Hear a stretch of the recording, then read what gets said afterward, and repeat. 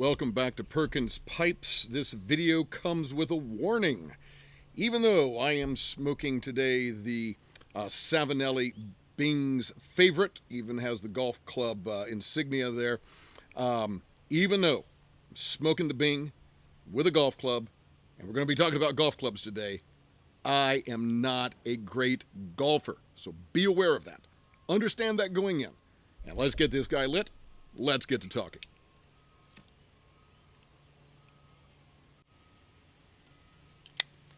This is another one of those videos I have been so excited to do, couldn't wait to do it. And now apparently is the time. We've talked about fountain pens on this channel. We've talked about books and philosophy and music and so much more. And I think I've touched on golf, but I want to get into some very specific golf clubs with you today.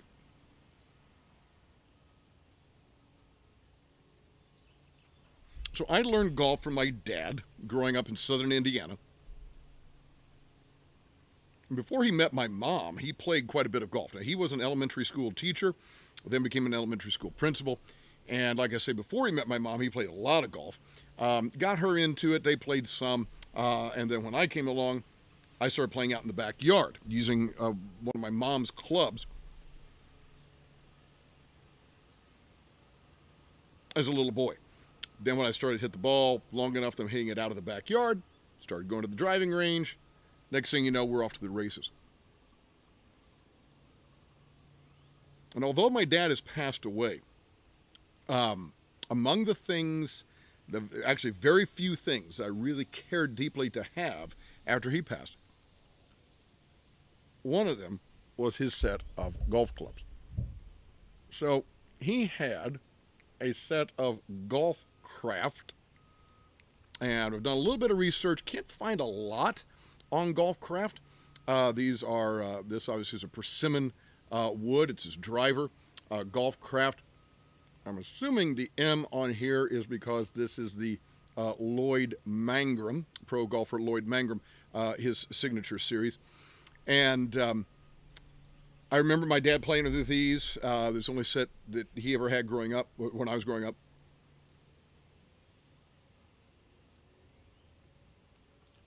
The neat thing, still have the original leather grips. And the cool thing is these were fiberglass shafts. These are the first golf clubs ever made to have the fiberglass shaft. Now, fiberglass is in everything these days, but this was apparently a well-known company back in the 1960s, from what little I've been able to find. I personally find these very, very hard to hit.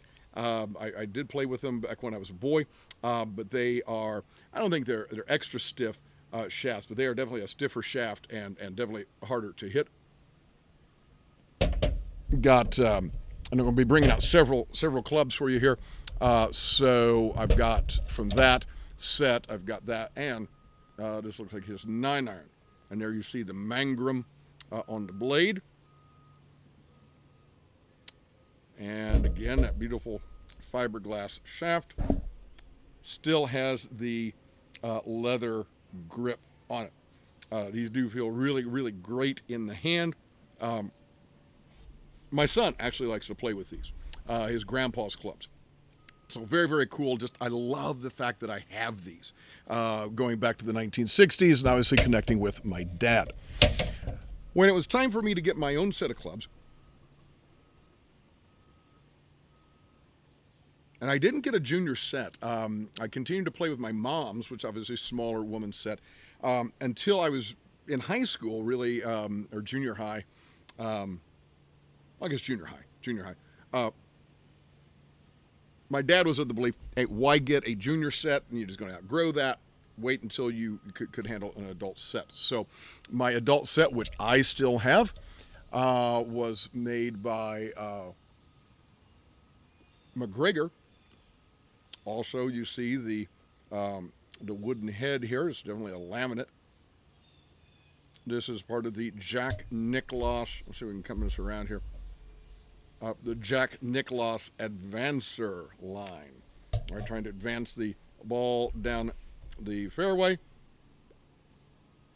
Still has the original grips. They're a little slick there, but this was a set I had as a young man growing up, and I really had all through college as well. Here is the 7-iron.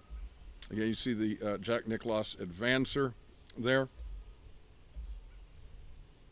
So again, these were my clubs that I played with. Now you got to understand, when I say I played with these, my dad and I ended up, I think at our best, we played maybe once a week. Maybe.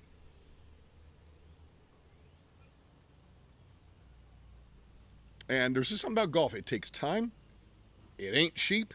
And as a result, we never played really all that much. I, like I say, learned as a boy, played through high school, was never on the high school team or anything like that.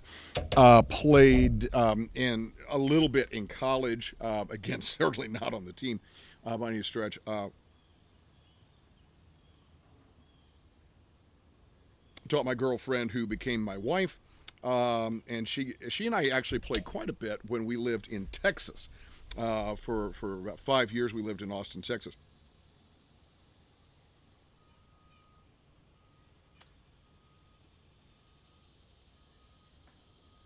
Back from the mid to late 90s.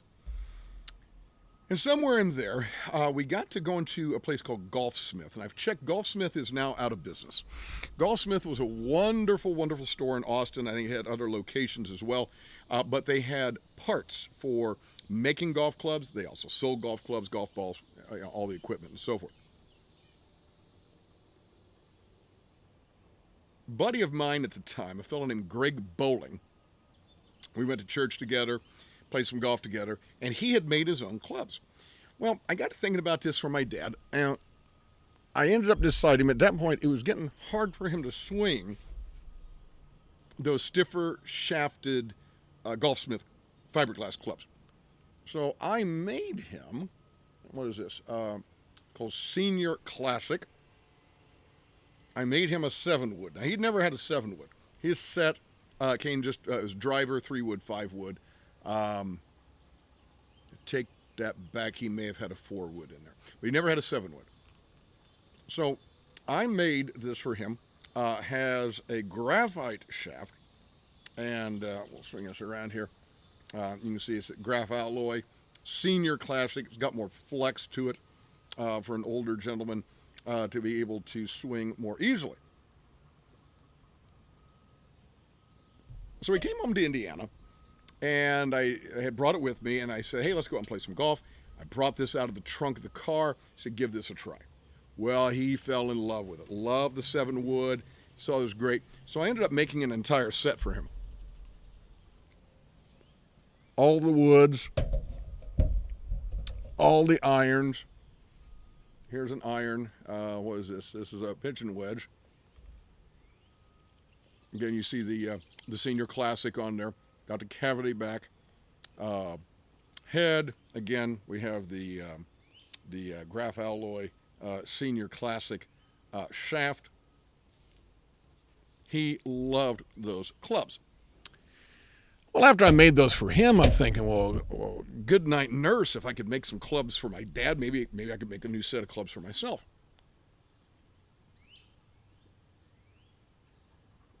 So I did. Now, another pause here. Let's be, again, very, very clear about some things. You have some clubs professionally fitted to you. All right, they're going to be swing weighted. They're going to be just dialed in perfectly. And I'm one of these guys, I'm of the opinion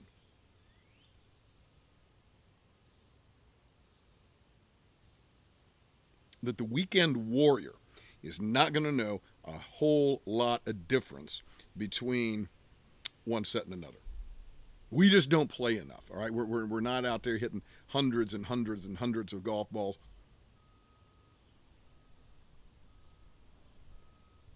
So there's this, I didn't get into the swing weighting aspect of it. I simply built the basic clubs. And what have I got out here? I got my I got my 3 wood here. XPC offset. I wanted the offset head, which you can kind of see there. Kind of bring this guy around a little bit. You see the front of him there. And I foolishly went with the graphite only on my woods. Okay? I'm thinking, hey, I'm a young buck, you know, I'll do the graphite on those, but I'll still do the steel on the irons. I should have done the graphite. I'm not that good, and I could have used the extra help to have the graphite shaft on the irons. But here is good old Mr. Pitching Wedge, again, that I made. Has the steel shaft. These are really in good condition. And then, like I say, this was mid-90s, mid to late 90s. And then this is the set that I played with ever since. Then teaching my children to play. Our son and daughter do both have a set of younger player clubs.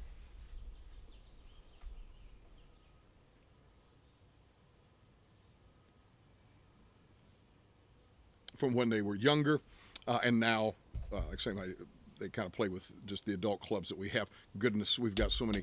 I see we've got my dad's originals, my originals, the senior set I made my dad, the set I made my dad.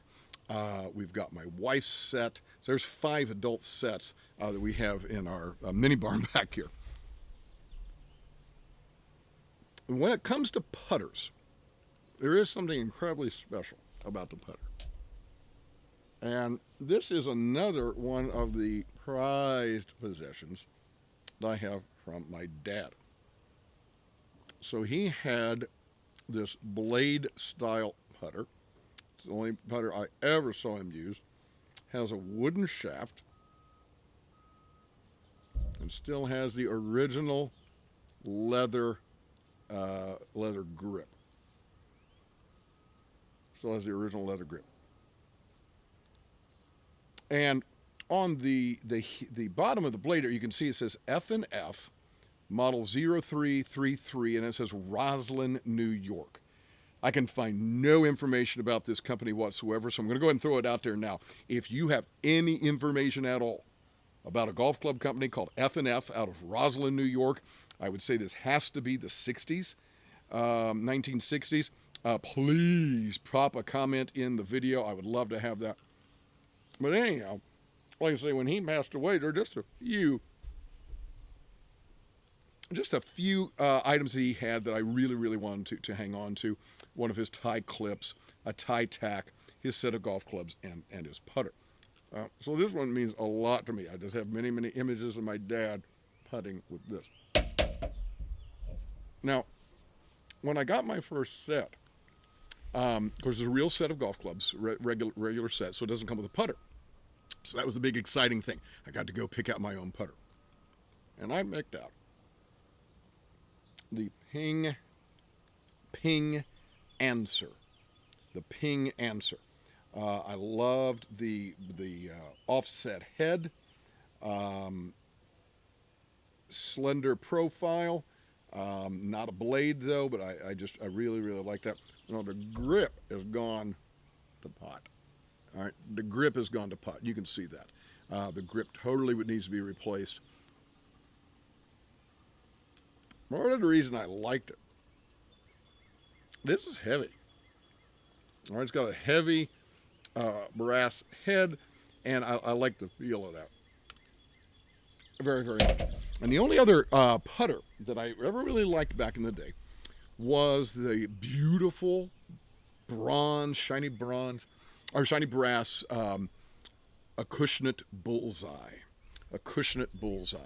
And you can look those up online. They don't make them anymore. At one point, I believe Titleist owned the company, and they just don't make those anymore. I liked it for a couple reasons. It reminded me of my dad's because it was just a straight blade, and then the absolute gorgeous, gorgeous lines of this beautiful brass putter. So even though I had the Ping I always kind of had an eye for that Acushnet bullseye.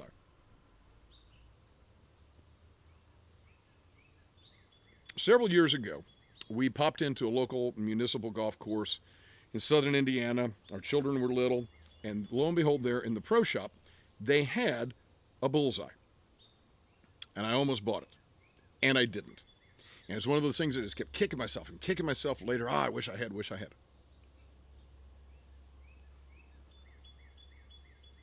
So there's a wonderful sporting goods store. You usually see it in more southern states, called Academy Sporting Goods. They finally made it up here to Indiana. We knew about them when we lived in Texas. And Academy finally made their way up here to Indiana. So excited. For my money, I like them better than Dick's Sporting Goods and some of the other kind of, big, almost like big box store kinds of sporting goods stores. I love Academy.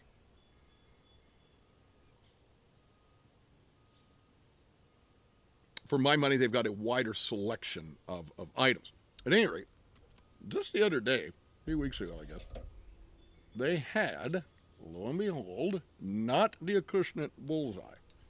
This is a Wilson. It's called the Wilson Augusta. And it is made pretty much just like the old Acushnet bullseye. And it's just that beautiful brass profile. I love the lines on it. This is the reason I love cards, the reason I love pipes, the reason I love pens. There's so much to say about the lines of a thing and the design of it. And for years, the only thing you could see in golf stores was just these big, monstrous-headed putters, and I found those quite ugly. I just didn't care for those. I already had my ping anyhow. And I certainly don't need this one, okay? I don't need this at all. But by golly, I wanted it. And so I finally fulfilled a childhood dream and got this guy. So that's my golf club story, and I'm sticking to it. Talk to us a little bit. Are you a golfer? Are you a serious golfer? You actually have a handicap and everything? You play on occasion when some friends get together?